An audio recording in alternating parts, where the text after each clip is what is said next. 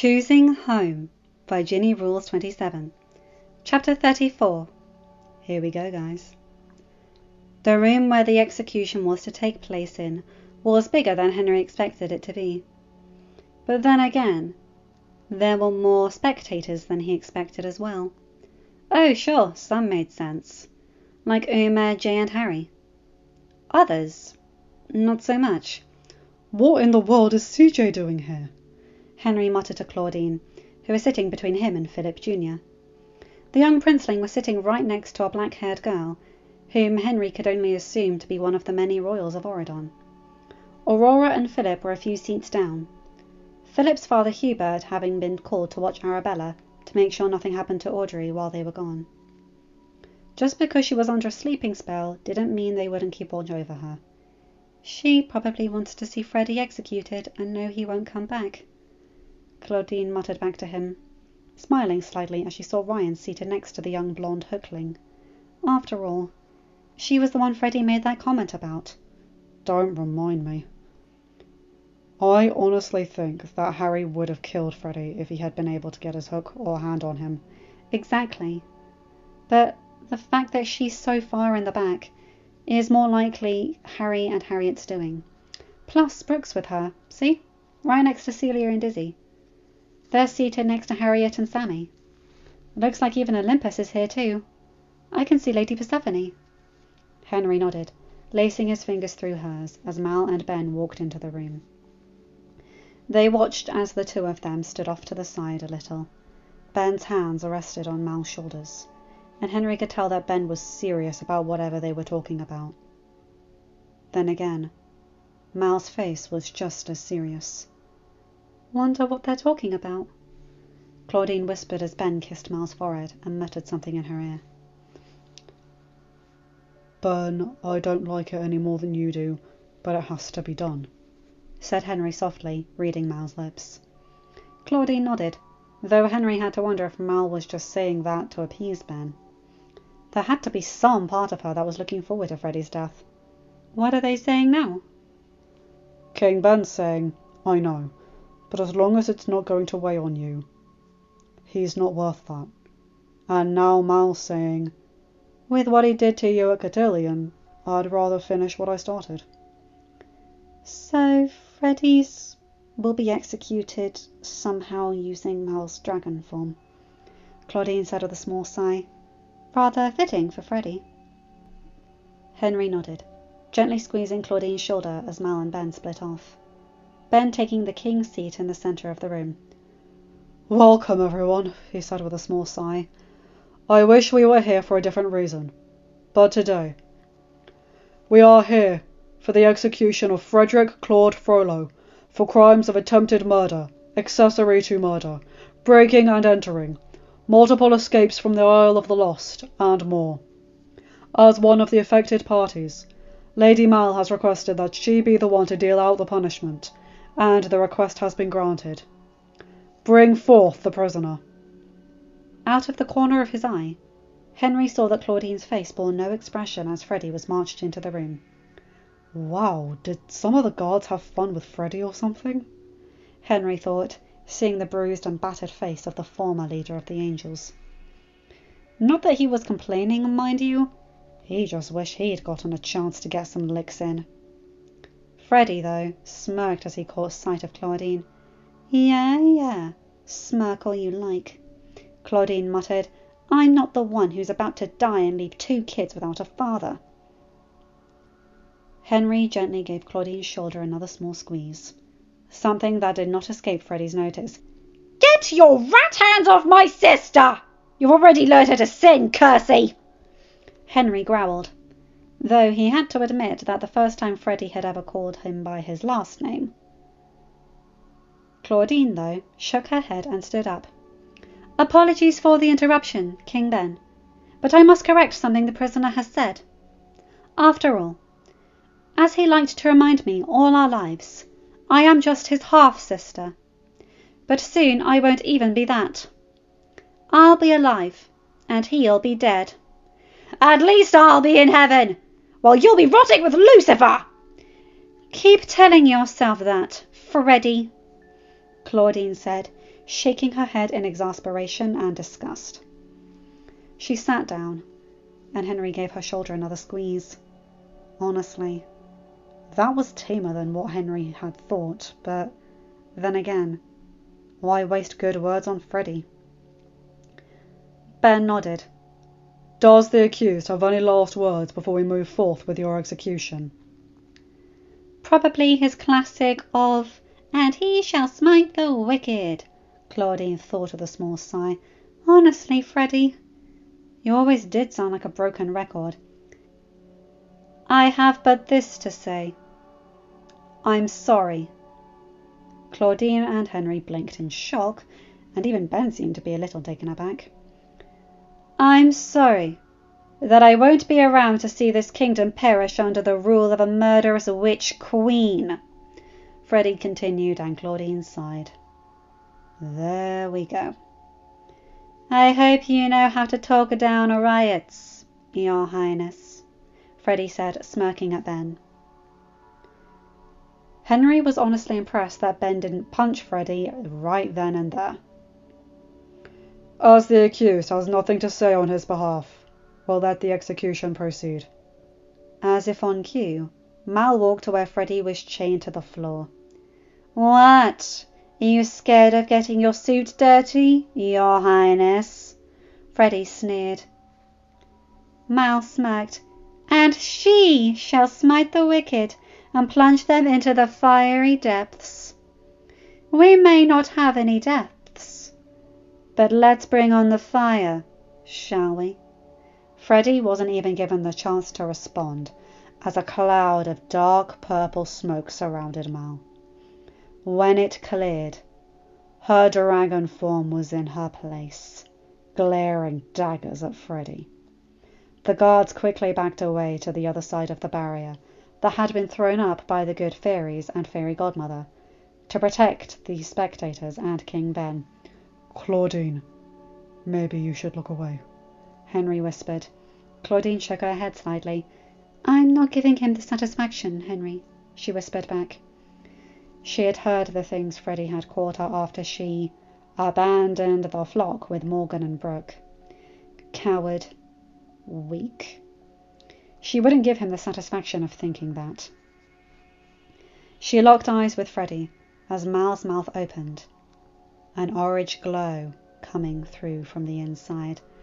Like fire, hellfire, she heard CJ sing quietly, but the other rats who were there smirked and began to sing a bit louder. Now, Freddy, it's your turn. Enjoy, Tartarus. We hope you always burn. Freddy's grey eyes locked on Claudine's brown, and she felt her mouth open of its own accord. Hail Mary, full of grace, Claudine said, her voice soft, and yet, judging by how Freddy's eyes widened, she knew he had heard her. The Lord is with thee. Blessed art thou amongst women, and blessed is the fruit of thy womb, Jesus. Holy Mary, Mother of God, pray for us sinners, now and at the hour of death. Amen. He may have been the spawn of Satan, as the Wharf Rats like to call him, but at one point they had something resembling a sibling relationship. Even though she hated the fanaticism of their father, there was a small part of her that couldn't let her brother die without that comfort. Within seconds, Freddy was enveloped in flames, the roar of the fire drowning out his screams, and before long, the only thing that was left was a pile of ash. Mal snorted as she glared down at the ash, her jaw snapping once, as if to make sure Freddy hadn't just somehow managed to escape. Once satisfied Freddy wasn't going to reappear, Mal transformed back into her human form. Let's let today be a reminder that While King Ben's rule is based on forgiveness, that mercy will only go so far. Threats to King Ben will be dealt with accordingly if they cannot be redeemed," she said, looking at the audience with a firm glare. "Also note that King Ben doesn't keep grudges. That's what he has me for." "Thank you, Lady Mal," Ben said with a small nod of his head. "Since I do not believe there is any more business to attend to, we can declare this officially adjourned." The audience nodded as an attendant came forward to put Freddy's ashes in an unmarked grey-lidded urn, while Mal walked over to Ben, letting him hold her close to him. "It's okay," she said softly as she melted into his embrace. "Knowing Freddy can't pop up again, that's worth more than anything. He's hurt so many people, and now we can't hurt them again. He can never hurt you again." Ben buried his face in her hair, and Mal sighed, resting her head on his chest. "You know this isn't over, right? Not until Audrey—" "I know," Ben muttered. Despite everything she did, he didn't like to think that one of his oldest friends potentially dying. "I was thinking," Mal said, "we could always speed up the pregnancy and then let Audrey just stay in her enchanted sleep. I found a spell in the dragon's spellbook." Ben sighed. We can talk about that later, okay? But for right now, I think we should go and give that urn to Claudine. No matter what. She is the only family Freddy has. Well, only family who's older than a year." "True," Mal nodded. They took the urn from the attendant and walked over to the roses, Claudine and Henry. Mal gave Claudine a small, sad smile. "I'm so sorry about all of this." "Don't apologize, Mal," Claudine said, shaking her head. "It needed to be done. He would have never stopped." "So, how are you holding up? Between going to the Isle and now this?" "I'll miss who he was, but the person I called my brother hasn't been there for a long time," Claudine told her. Mal nodded. "I understand. If you need anything, please let Ben or I know." "I will." Claudine nodded. "Now, I believe Henry has a question for you. One that may be a needed change of topic." "Is it true?" Henry asked. "I mean, I know I see them sitting next to each other, but did Harry and Uma finally break their denial?" "It is my pleasure to say that yes, they did." Mal nodded. "What did he do? Lock them in a closet and refuse to let them out until they kissed?" "Henry, you know Harry and Uma as well as I do. You're telling me they couldn't get out of a locked closet?" "True, but how else would they freely admit it? They've been in denial for nearly 10 years. "I know," Mal sighed. Let's just say one of Freddy's comments touched a nerve for Harry, and he blurted it out right in front of Uma." "Maybe the only good use Freddy ever had," Henry said with a sigh and a small smile. Ben nodded before looking at Claudine with a sad smile. "I believe this is yours now," he said, his voice gentle as he handed Claudine the urn. Can I give him a burial at sea?" Claudine asked. "His mother had been a low-level pirate in my mother's crew, back when Frollo was actively trying to convert pirates to Catholicism. At least, that's what the Isle records always said. It was a part of him he always denied, Freddy." "I think a pirate burial would be perfect," Mal said, as a small smirk formed on her lips. "And I think Dad just found out that Freddy will be a permanent member of the underworld." In fact, Hades had indeed found out as Freddy's soul stood before him. If only he didn't have company at this moment, Hades could have savoured this. "So this was the reason you came down to bother me?" Now, Hades," Lucifer said, a small purr audible in his accented voice, as he brushed a bit of dirt off his grey suit. "I'll let you have your fun. But dear old Dad informed me of a certain soul coming your way. and I didn't want to miss out on welcoming him to his eternal torment. You are so strange. Hades shook his head. Well, get on with it. It may be a slow workday. Actually, how do you get past the barrier? You're concerned about that? Fair point. Freddy shook his head. No, there's been a mistake. I'm supposed to be up at the gates, being greeted by St. Peter.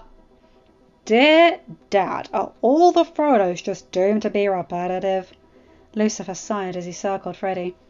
Oh, yes, I remember your father. He was quite fun to torment until someone decided death was too good for my favourite plaything. There was a part of me that actually wondered if you'd make it upstairs, when I saw how you trained your sister on the art of dagger throwing when you were children. Lucifer stopped his circling and locked eyes with Freddy. And then you made a mistake, Freddy boy. One that most certainly cost you your soul. What mistake? You tried to kill his daughter, Lucifer said, smirking as he pointed towards Hades before looking back at Freddy. Freddy paled slightly, as Lucifer's eyes flashed red for a second.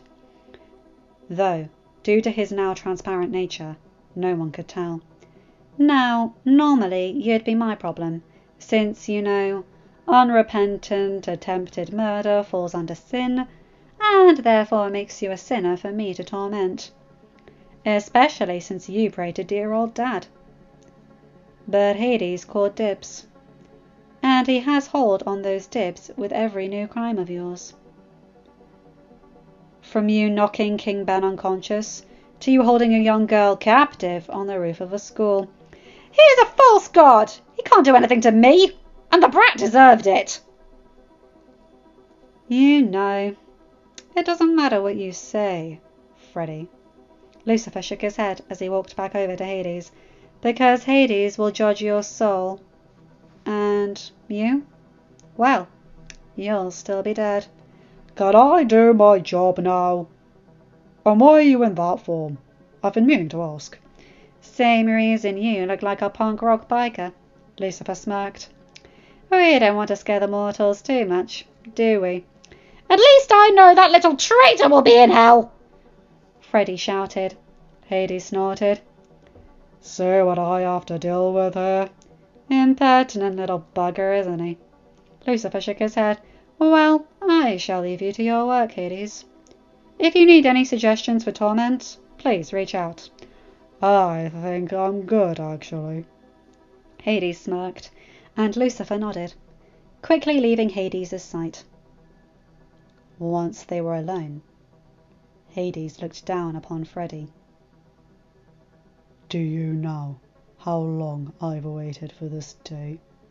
Hades' voice was like a whisper, but Freddy could hear every word. Now, I knew you were going to Tartarus as soon as Mel told me you were to be executed. So there's no question there. The real question is, what to do with you when you got there. Do I go the Frollo route and have you burn in a fiery pit with a bit of a godly twist where you get eaten alive with your skin regenerating so it never stops? And then I thought I'd have you chained to a wall so you could be used by magic users to test their powers on. But then I thought, no. Why not give you the illusion that the god you worship isn't real? There is nothing that constitutes too much when it comes to torturing you. He leaned back, and Freddy's eyes widened when he heard Hades' chuckle. It was actually Panic who solved my dilemma. Or, more accurately, his son. He didn't think the rest of the souls in Tartarus should be forced to deal with you. So, you're getting your own special level of the underworld. A different punishment awaits you every day, Freddy. You could be eaten alive by hyenas. You could be burned alive. while tied to a stake. You could be turned into a genie and forced to serve copies of my daughter and her friends. You could be drowned. You can't! Oh, can't I? Hades smirked. Oh, Freddy boy. You're in for a rude awakening as to just what it is I can do. You'd better get used to eternal torment. You've got the rest of your afterlife to do so. End of chapter. Hi guys, hope you enjoyed that one. And yes, Freddy's dead! Finally! And I don't normally say that because I know someone I care about called Freddy and I don't want him dead. But this Freddy Frollo, yes! Like fire, hellfire. Now Freddy, it's your turn. Ah, that felt great. That was so cathartic. Finally. Finally. Ginny, hats, tiaras off to you. I absolutely love what you did with this. Oh boy. Anyway, you guys know the drill. Like, comment and subscribe and hit that bell to get notified whenever I upload a new video. Have a good day, night, or whatever time zone you're in. Bye my guys, gals and non-binary pals. I'll see you in another video. Bye!